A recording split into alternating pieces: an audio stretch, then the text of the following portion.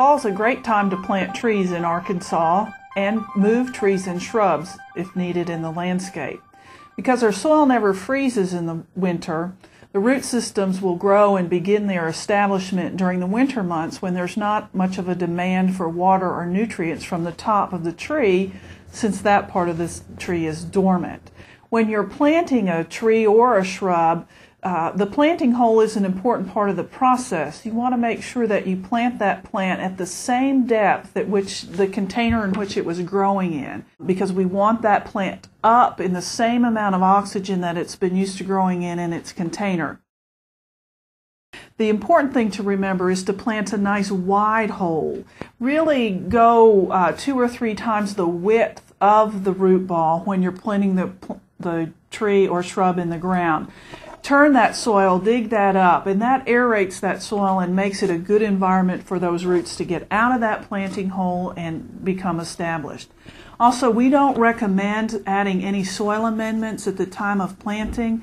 When you're planting an individual tree or shrub in one hole, it's really the best idea to just put the soil that came out of the hole back in.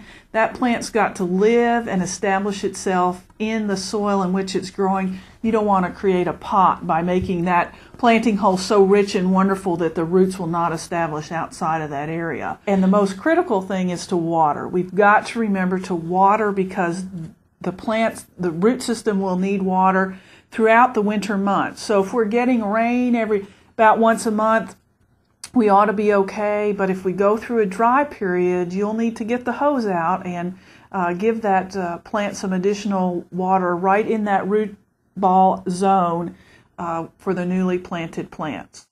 When selecting trees and shrubs to add to your landscape, you might want to consider checking out our plant database.